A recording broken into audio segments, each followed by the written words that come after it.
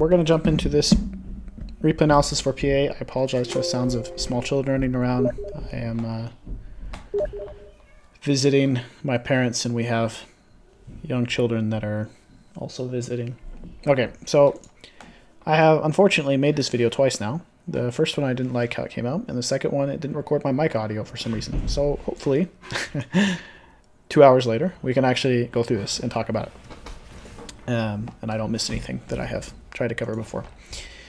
So my main topic for this game is going to be itemization and target selection and the way that you enter fights, because I feel like those are the two things that lost you this game, or at least prevented you from being able to carry this game. Other than those, I felt like your farming patterns, the way that you TP'd, the way that you played the lane was pretty good. You make some mistakes here and there. We'll talk about them. I'll point them out just so you can be aware. But my two critiques, the two things that I want you to take away from this video, are the itemization and the way that you enter fights. So the first fight that you enter is this rune fight. Here, the enemy team has two heroes that want to trade with you, and two heroes that are really, really good about, when people want to stand in a certain spot, they can punish you. Bloodseeker, Mirana. The Arrow and the Bloodright are really, really strong deterrents. And a lot of times, you just have to kind of accept that and say, okay, whatever. Mirana and Bloodseeker are very strong. They get the rune. That's what they're allowed to do with their heroes. They pick the heroes, and that's what they get because of it. Later in the game, when you get a crit for 1.5k damage, and they say that's really stupid, it's but that's what you get from picking PA, right? But that's the reward that you get. So they get the bounty rune, and you get to crit them. Ogre is pretty good at taking through all of this damage, however. So I think if he wants to go and trade, then you can let him. But you standing here and trying to make these trades is not going to be beneficial. And you end up falling, which I actually think was better than not dying there, to be honest. Because if you hadn't died, you'd be 1 HP for this. But you should have just chilled, let the Ogre done his thing. You can participate by throwing daggers. And then just be okay with the fact that you don't get the bounty rune. If you play Anti-Mage, if you play Terrorblade, if you play Morphling, if you play Arc Warden, it's you just kind of have to be okay with the fact. Same with PA. You have to be okay with the fact that you're not getting bounty runes. That's just part of the game. And you can even tell your support to go top and try go aggressive with 3 heroes for those runes. That way you can get at least 2 runes, and you just have to come and farm, and then the Ogre will TP. And that's generally better in what should have happened. Okay. I gotta breathe for 1 second. So you end up taking a lot of the Bloodright damage from Bloodseeker. I think you need to be more cautious with making sure you dodge it. If you're going to take damage, you want to make sure you're getting stuff during the damage. So it's perfectly fine to tank the first 1 or 2 so you can get every CS and not get zoned.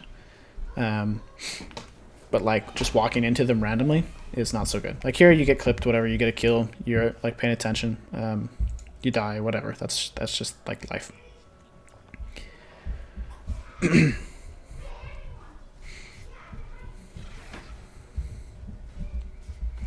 All of your laning stuff is good. For the most part, you take good trades. There's a trade that's about to happen right here. I've talked about it 3 times now, where you make a mistake in how quickly you trade, and then you trade at the wrong time. So there was a good time to trade, and you didn't take it, and there was a bad time to trade, and then you do take it.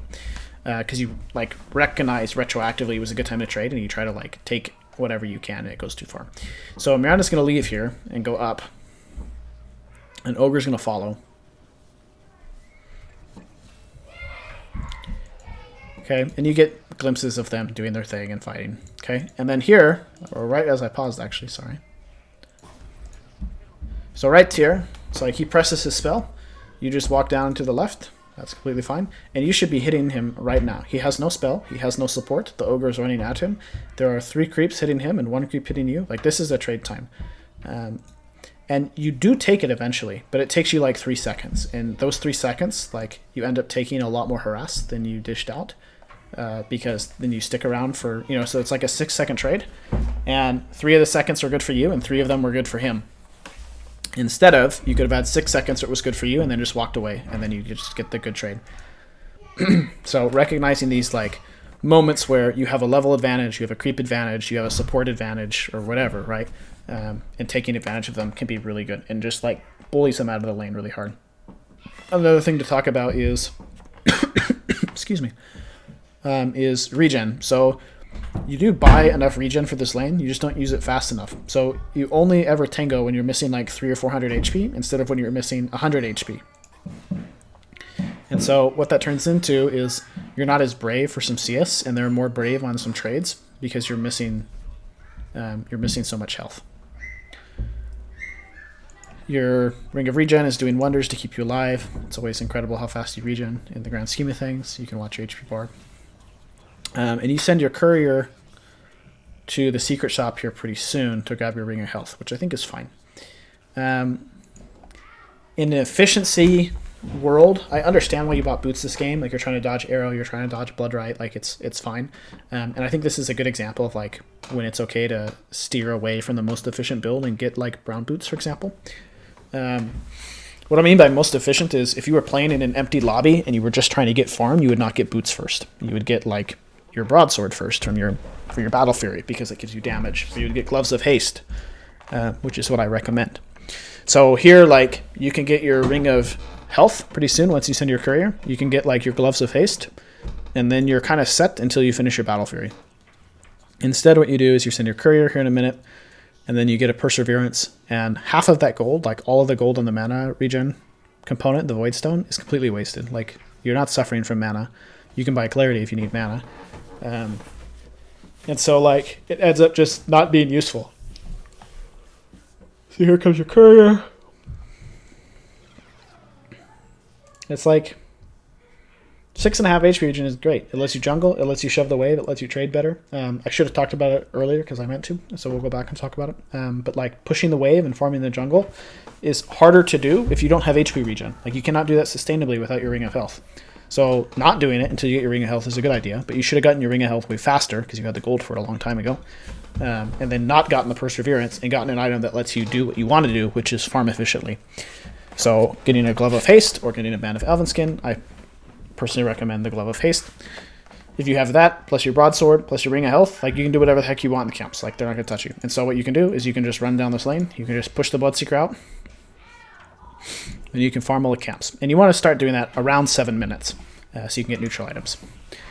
Here, this TP top is fine. You actually just like miss a creep wave. So, like Viper TPs. And you're like, well, Viper's here now, so I will TP out. And that's fine. Like, that's totally fine for him to come and for you to go somewhere else and farm. Like, that's completely fine. As long as you're okay with it. So if you're okay with it, then it's good. Otherwise, then he gets to walk to a lane because you're the pause one. But what you should have done is take that wave before you came top.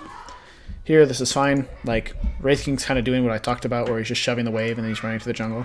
He's not really like concerned about anything else other than farm. Here,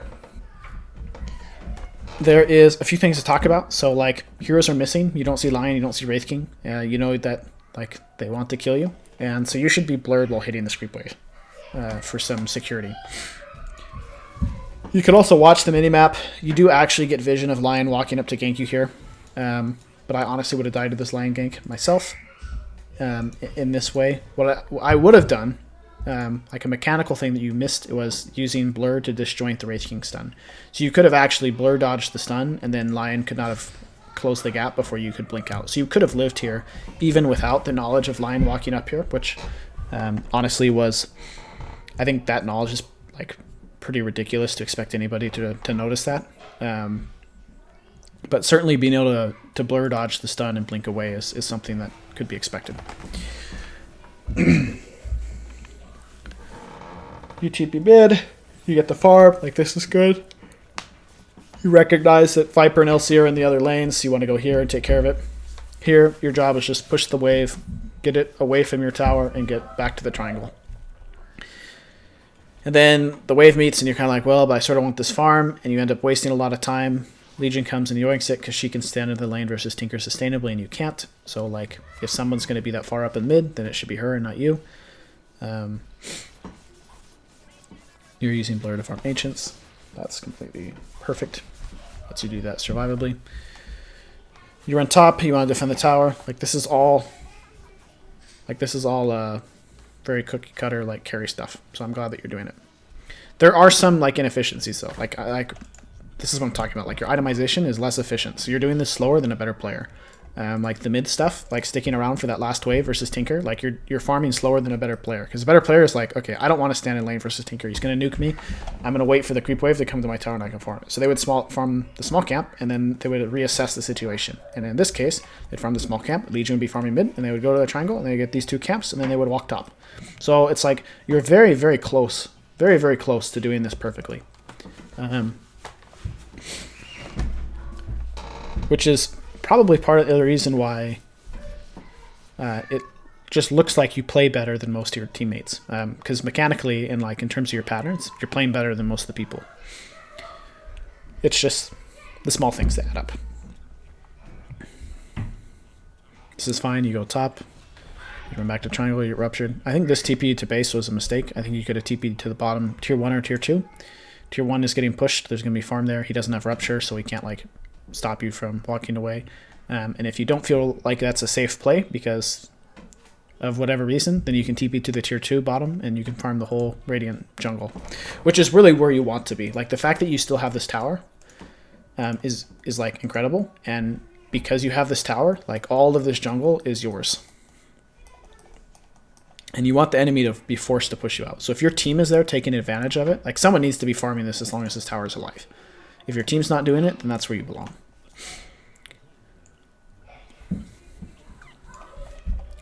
Like this rotation to top lane is generally what happens, but that's because generally the enemy takes your tower bottom and it's no longer safe. In this case, they haven't, so you need to adjust your playstyle to be in the safe lane, taking all that farm. Stacking for yourself, that's good, good awareness. This is also good, like you're worried about this tower. That stack will still be there when you're done with the wave. Like this is all, again, like, this is what I mean. You're so close to having it be perfect. Joining this fight is completely fine. I'm not sure why you're always on strength threads. You're on strength threads the whole game. You should be on agi treads unless you're using mana, in which case you should tread switch to int. And if you need the strength treads to like live through the last auto of someone's hit or something, then you can do that. Here, like you could push this wave without fear because you have blur up, but since you don't use blur, it's kind of hard.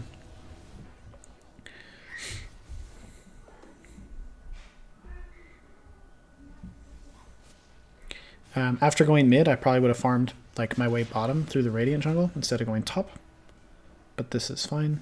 It's just because there's no tower here and there's less farm. You get a DD, you go Roche. Everything you do here is perfectly acceptable. Your team kind of chokes, which is why you lose Aegis, but like the fight works out really well for you, so like the enemy team choked more. You guys are grouped, pushing. This fight is really good. It ends up being messy here in a second when you jump back in. Or maybe that's a different fight. Yeah, it's a different fight. It's like all of this is fine. This TP top is perfect. I really have very few complaints for this part of the game. I felt like he played minute 10 to minute 24, or maybe minute 25, like basically perfect.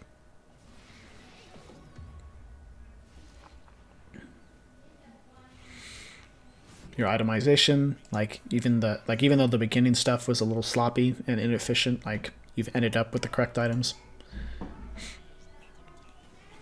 Okay, so before this fight starts, I want to talk about future itemization because I think this is a good like kind of point. So you're 3k up, it's 25 minutes in, you're feeling pretty strong. Ugh. You've got a BKB. There's not really anything that kills you in the game right now because they have no way of stopping you from BKB TP, and if you're BKB, they're all just going to run away because you're really strong. So what's going to happen is the enemies are going to start to get their items, their defensive items now, right? So they've got either their farming items, they've got their initiation or kill threat items. Tinker's got his blink and bots and Aether. And what's going to happen, and I know this before watching the replay, but I've watched the replay so I know what happens anyway, is the Ghost Scepters are going to come out versus PA.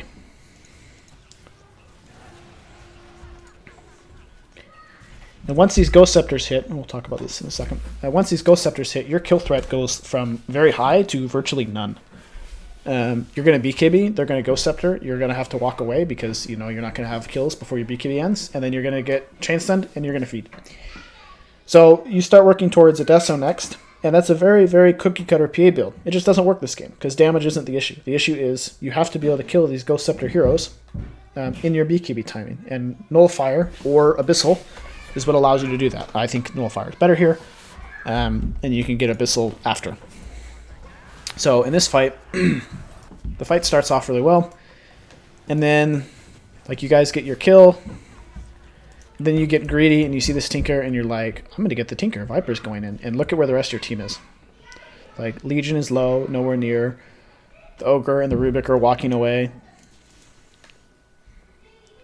Like this double stun is unfortunate, but you would have died no matter what. It's like, you have to remember it is 25 minutes in, you don't have BKB and you're on their triangle. So then the Rubik comes to try to help you and also dies. So you kind of get baited by the Viper. It's like it's tricky not to. You just have to be very disciplined with like being much more objective about the fight. Like, is the fight good? Not is the teammate going in? Is the fight good?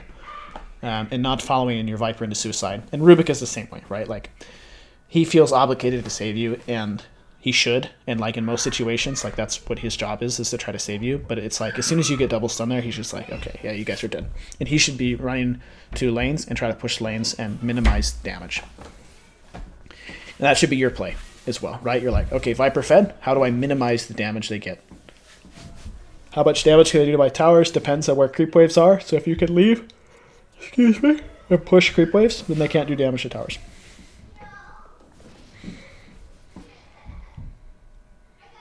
I'm going to try not to harp too much on the like Nullifier thing, but just know that like you need a Nullifier this game. You just have to have them.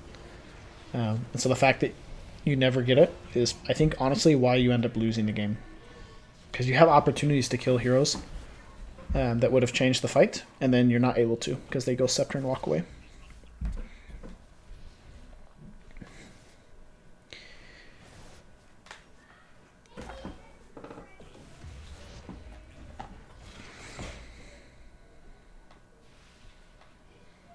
Farming patterns are fine. I think you have a TP coming out on a courier. If not, you should. You do.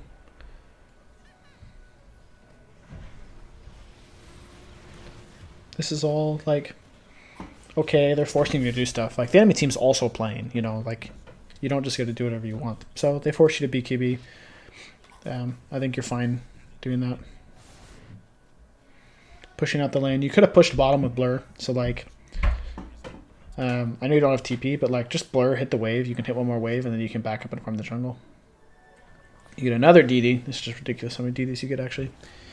And then your posturing changes when you get vision of enemy heroes, which I like, because you want to fight. Like, sometimes going Roche is a way of forcing the enemy to fight you. And that's like, you have DD, you have BKB. It's obviously a good fight for you guys. LC gets a kill. That's really good. Here you go. You BKB, you jump on support. He presses Ghost, and then he walks away. And that is going to be the rest of the game for you. Every time you get on anyone, you're going to get... They're going to Ghost, and then it's not going to work. Here you lose Aegis, but you're able to escape, I believe. Yes. TPing bottom. Again, this is good. Just minimizing damage, keeping lanes pushed. Kind of same thing. Like, you should be blurred for this. You can do a lot more when you're blurred. If you were blurred and had Nullifier there, you would have killed Tinker because he showed. But you don't, and you didn't, so you couldn't kill Tinker. You get another DD. And then here in this fight, you needed to chill. I've watched this fight a lot, so like you recognize that you are very, very strong right now, and you should. And that's good. And you should also recognize that you have an issue where if you can't get on the right target, you are going to go through your BKB duration, and you're going to feed. So you go and you jump on the hardest target to kill, the Wraith King. You take his one life, you BKB and get ruptured at the same time. And the only option left to you at this point is to stand your ground, and you don't. And you blink away, and then you die. Now, you should not have been in the situation where you had to make that choice, because you should have just waited for the fight to progress more. It's like your LC and your Viper can burn through this guy's first life. Like, he's getting kited. He's got 4 heroes running at him. He's not getting out. and then the enemy team just sees a PA run in. They get the perfect opportunity to get all spells off, and then you die, and then the fight's like impossible. So if you had just chilled like 5-10 seconds, you might have been able to like jump the buyback lion or jump the tinker or something. Again, we already talked about itemization. If your itemization is better, like you would have your nullifier already, so you can just like burst through those targets. And this is kind of the beginning of the end for you guys, which is they've got all the stuff they need to deal with you, which is Wraith King walks in. It's hard for you to kill him. You have to BKB or you get chain stunned. And then now you've BKB'd for his first life and you don't have BKB for the rest of the fight. So like you have to be looking for the backline. You have to be looking for the Lion. You have to be looking for the Mirana, the Bloodseeker, the Tinker. Like here, like you have perfect target acquiring. You go into the fight correctly, but your itemization doesn't let you kill Lion. And so you are forced to buy back in order to defend your base.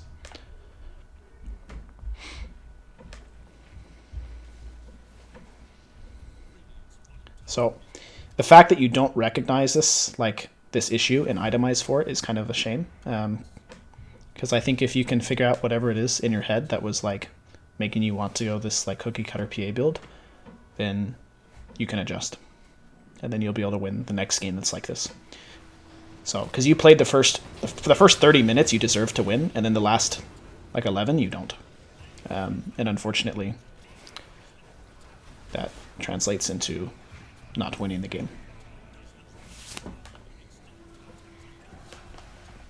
Okay, so I'm going to go ahead and end this. I'm not sure exactly how long this video is, but I feel like I've covered everything I want to talk about, and I don't want to just like say nullifier a whole bunch of times.